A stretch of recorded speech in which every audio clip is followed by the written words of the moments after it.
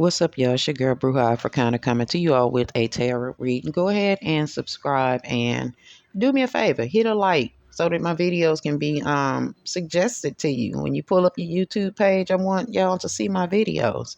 Welcome to my new subscribers, and thank you for subscribing. Yo, shout out to everybody that subscribed. Our channel is growing, and we are going to try to keep putting out these videos that, y'all like to see and hear about. If you have any suggestions, please drop them in the comments. Shout out to those of you from the UK that watch me. I need y'all to give me more information on the people that y'all want me to read because I'm American. I don't know a lot about your stars. And me being American has nothing to do with it, but I just want y'all to give me some grace because I'm from America and certain things are not shown to us. So if you want me to read your stars or whomever it is that you would like me to read, give me some information on them because I don't want to present a incomplete reading to you all. Okay.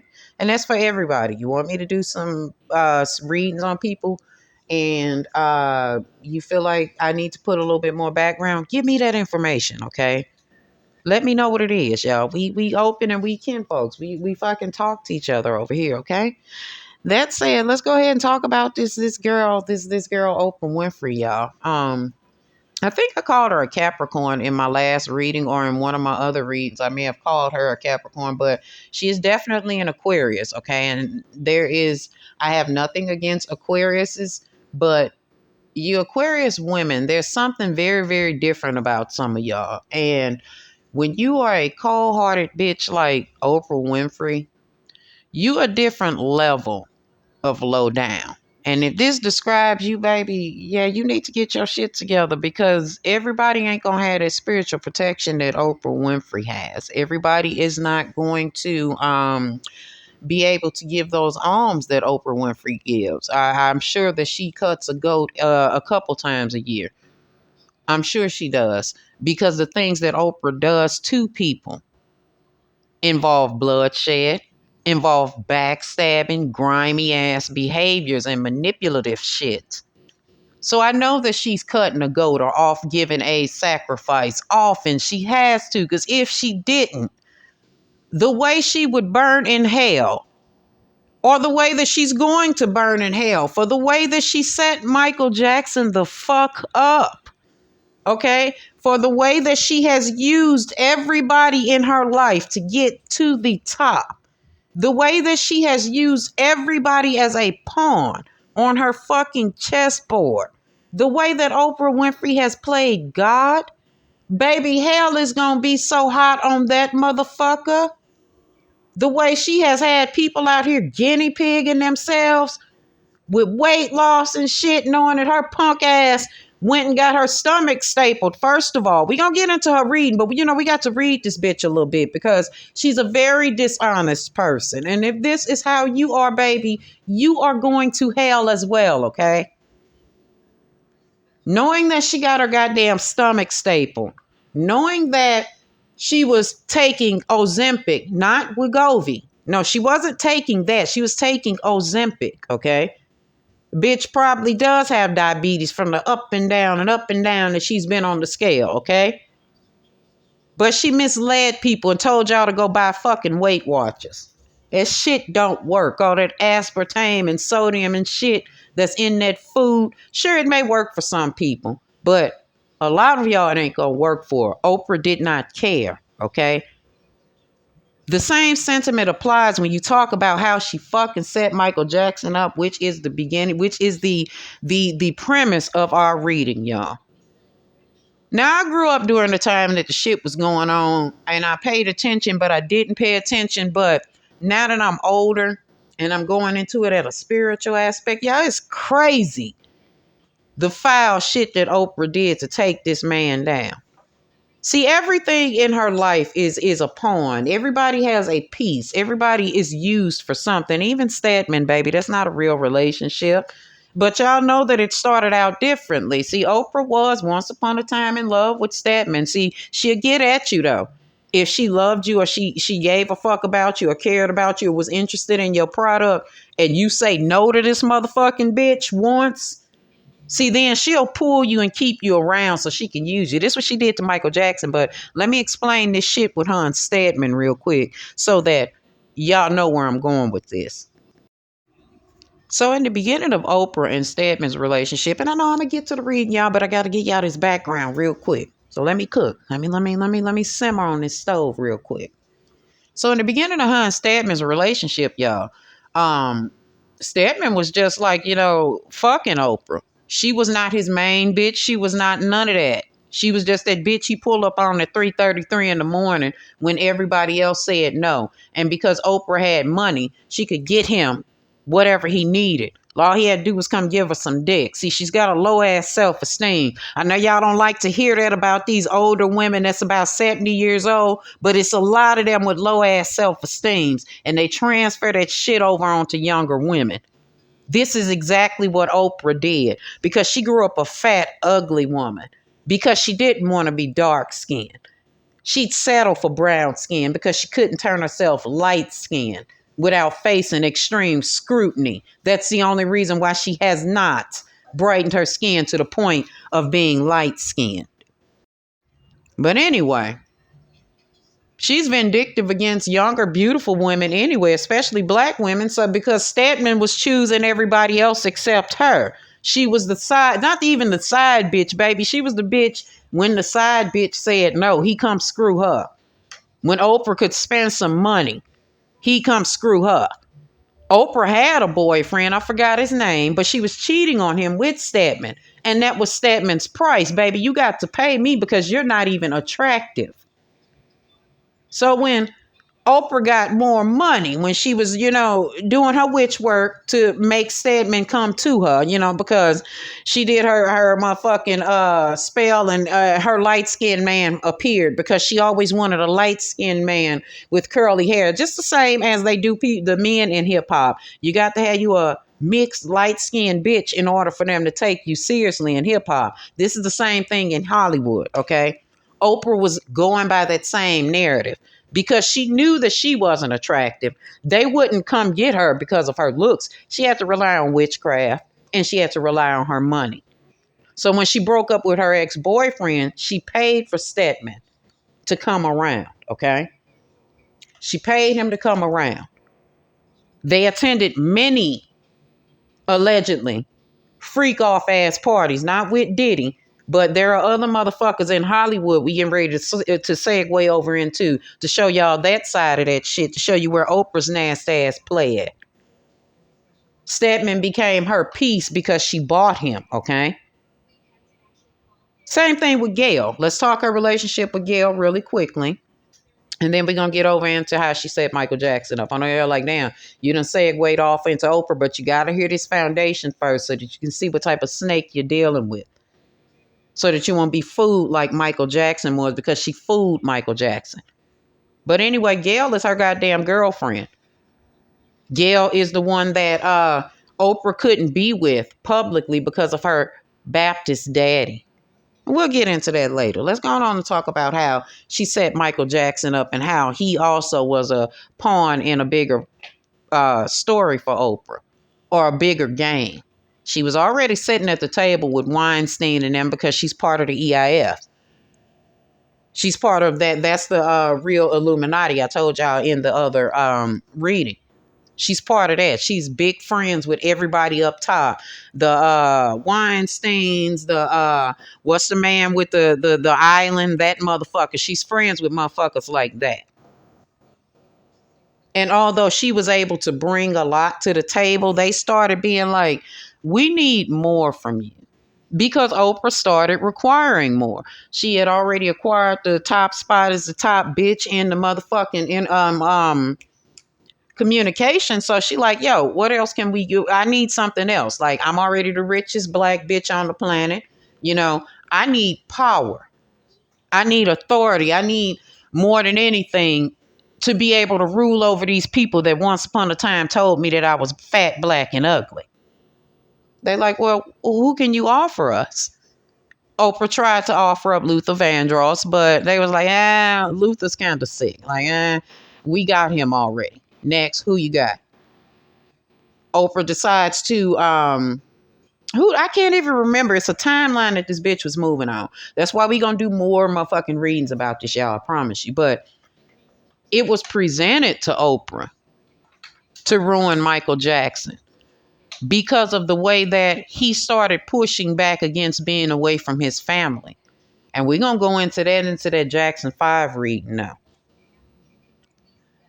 They presented Michael Jackson to Oprah because they saw him as no longer being agreeable. They saw him being a star of yesteryear, even though Michael Jackson had a phenomenal career. He could book out right now, and I'm sure he'd shut the house down if he were still alive. But because Michael started becoming smart or started gaining knowledge about how this industry really worked, they saw him as a threat early in his career. And I'm talking way before he had children, all of that. Somehow Michael began to become a problem for the E.I.F. He also is a part of that. Let me pull their name up real quick so that I can stop dropping acronyms. Hold on, y'all. Okay, it's the Entertainment Industry Foundation. These are the people that run Hollywood. These are the people that are the Illuminati, if you will. Michael Jackson, once upon a time, was a part of this club. He began to see the things that the Weinsteins and the David Geffens, and y'all remember the name David Geffen. Yes, that's that David Geffen of Geffen Records. He began to see the things that they were doing behind closed doors. Michael Jackson called David Geffen a deplorable human being and started trying to separate himself from that Hollywood crowd, if you will. Insert Oprah. This is where they present this blood money and this blood offering, or not blood offering, this blood opportunity to her. Oprah wanting more, wanting to be the fucking queen of the fucking world. Y'all see, she went over to Africa and shit and built a school and she's mistreating them. But again, we're going to talk about that in another Oprah reading. They were like, how do you feel like, and this is just conjecture and this is just me filling the space. This is not me saying this is what they said, but this is me assuming this is what went on per their cards, y'all. So flow with me. They present to Oprah Winfrey, how do you feel about taking Michael Jackson down? Oprah, being the cold-hearted Aquarius bitch that she is, she already does not care about anybody, okay? This woman has a icebox where her fucking heart used to be, literally, okay? Because she doesn't care about people and she knows the art of manipulation because she's been manipulating people for years now, using her words to manipulate people. She's like, tell me more. What can you offer me to destroy Michael Jackson or to even put him in the place of being, taken down, if you will? Because Oprah is smart, okay? The bitch is smart. She knows that there's a way. She's very strategic and she moves tactical when she's playing these mind games with people. So she asks a lot of questions. See, those people in that E.I.F with her, they may not be as intelligent as Oprah. They're intelligent, but they rely more on magic and mind games. Oprah is intelligent and she knows how to play mind games. So she's kind of a threat to them. She takes her knowledge and she prides them. Like, what can you offer me? What can you offer me? I'm already the queen of communications. Y'all already done that. I can move around this fucking planet and everybody knows me. I'm famous everywhere. What more can y'all offer me? Now, I'm not saying at the time because I don't know when the Apple Entertainment shit came about. But they offered her a network deal. Let's just put it like we are. Let's say maybe it was their own network. Maybe they offered her own network. And that's what sparked Oprah's interest. She like, now you're speaking my language. I can put whatever type of programming that I want on TV and further be able to manipulate people. So Oprah's like, tell me more about why you need Michael Jackson to fall. And how can I be of assistance? Because see, now they've offered her this networking deal. Okay, they offered her this network deal. So she's like, okay, well, what do I need to do to make this happen? First of all, didn't they present the shit on own network? I can't really remember everything that went on. And that's why I'm going to do multiple readings on this so that it can be more complete for y'all. But I think they did it on her own network, or when she was still fat Oprah. She did when she was at least size 18 Oprah. Let me put it like that. She was a little Oprah. Right now she about a size 6. This was fat Oprah still. But anyway, and I'm only going at her like that, y'all, because she does other women like that, believe it or not. Shout out to you if you're in a size 18, baby. You good and juicy. Oprah wasn't. She hanging everywhere. Okay. Anyway, Oprah's interest is peaked now. Now she's like, I mean, it's just another entertainer. I mean, not even an entertainer. She looked at him as a singer. And in a lot of people's eyes, they really thought they started seeing the Jacksons as a whole as a has been. I mean, yeah, there was Janet coming out doing her thing, but people were pretty much over the Jackson family. So Oprah's like, huh, if you can offer me this, then yeah, I'll help you all destroy Michael Jackson. What do you need us to do? We need you to talk to him. So Oprah talks to Michael Jackson, gets him to believe that Oprah is his friend because she played him. He's telling her his secrets, got her all around his kids, got this bitch in his house and shit, feeling like he's got a family because he's away from his family now. They've accomplished step one. They got him to fuck away from his family and had him out here believing that he was better than his family, even though he was. Like, I'm talking about talent wise, he was smoking them every time, but it was a different level. Michael began to move in ego and believe on the hype behind him, which is why motherfuckers like Oprah was able to get up on them. See, the David Geffens and the Weinsteins could no longer get close to him because Michael Jackson had witnessed them doing shit to children and he didn't like it. So per the usual tricks in Hollywood and in hip hop or in the music industry, they dispatch a woman. Okay. And again, yeah, I said Oprah's not attractive, none of that, but Oprah gave him that mothering shoulder. That same shoulder that she played Monique with, she played Michael Jackson with it first. So they got Oprah talking to him. Then they set up all these LA Gear campaigns and shit, or they had been priming or getting ready to do this child molestation shit to him anyway. They had set up the LA Gear campaigns before then. Then they threw Oprah on him to talk to him and get him all emotional and get him all not able to. They had him trusting her, you know. Even though some parts of the interview he was ignoring her or whatever and giving that Virgo edge or whatever, he's still behind the scenes thought of Oprah as a second fucking mother, y'all. So he's sitting here telling Oprah everything, giving her his deepest, darkest secrets. She's sitting there like the Queen of Cups, drinking it all up or taking it all in so she can spill tea later. So she gets all of this shit, reports back to Weinstein and Geffen and them, and Oprah gets him. That's when like I said, they started them LA Gear campaigns and they always had him around children. When they did We Are the World, they surrounded him by white children. See, they were trying to paint the narrative of him being anti-black then too. Okay. Anyway, they had got their pieces in play. Michael Jackson being away from his family, struggling with the idea of being still young in the industry and moving around by himself. Of course, he had Janet. But he was still proverbially by himself. So he figured he needed Oprah. He needed a quote unquote Oprah in his corner. Everybody loves Oprah. Everybody will talk to her. It's safe to talk to her. And this is the energy that she led with, honey. You got to be careful of a Queen of Cups, baby, especially one that got rid of every one of the babies that she was pregnant with. See, Oprah made Michael Jackson believe that she was his friend. And then she took everything that he told her back to her den of wolves and they attacked him. What did they do? David Geffen is the real pedophile, y'all. David Geffen is the one who was molesting children and was on Epstein Island and shit with kids. It was David Geffen. Because Michael Jackson witnessed it and he started speaking up about David Geffen, they used the method of transferring energy. They used a spell work of transferring energy onto Michael Jackson, and Oprah assisted in this process. She took everything that he had told her and made a motherfucking documentary dragging it, man. Oprah went on her show and denounced Michael Jackson. Basically called him a pedophile. She called him everything but used the word pedophile. Demonized the man before the public. All because he spoke up against David Geffen.